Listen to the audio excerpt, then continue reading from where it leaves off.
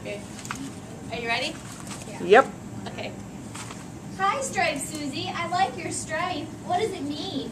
Do you think you're better than me? Plain Jane, don't be silly. I have this fancy white stripe to warn away snails so they don't eat me. And if they do, the cyanide will poison the predator and they could die. How do I get one of those? I'm sick of the snails eating my leaves. I have an idea. How about we paint stripes on your leaves so the snails will leave you alone too? Stripe Susie helps Plain Jane paint a white stripe on each of her leaves.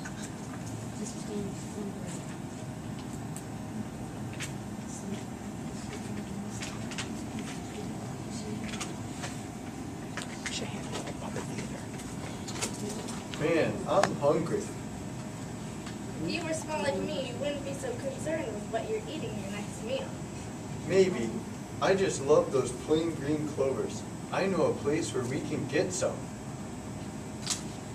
Sliding, sliding. Stephen is showing Sophie where the plain leaves are waiting.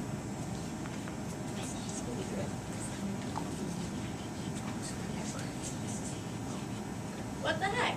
I thought you said there would be plain green clovers here to eat. I was just here yesterday, and there were no stripes on one of those clover plants. Well, there sure are stripes on them now. You can't eat those, they're poisonous.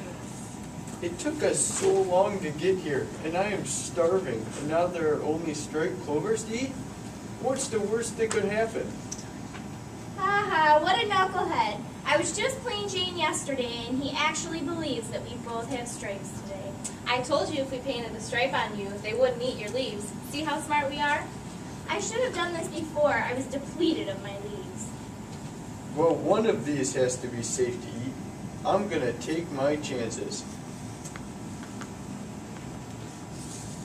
Eeny, meeny, miny, mo.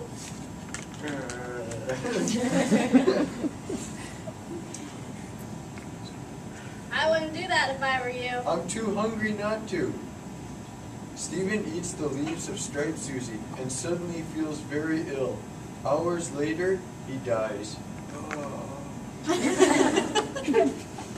I warned him. I'm not going to take my chances. I'm not expending any more energy searching for these plain clover leaves tonight. She goes to sleep and it rains all night, washing the painted white stripes off her clover leaves, and now they're shiny and green, not even the slightest sign of a stripe. She devours the leaves of Plain Jane and feels fully energized to search for her mate.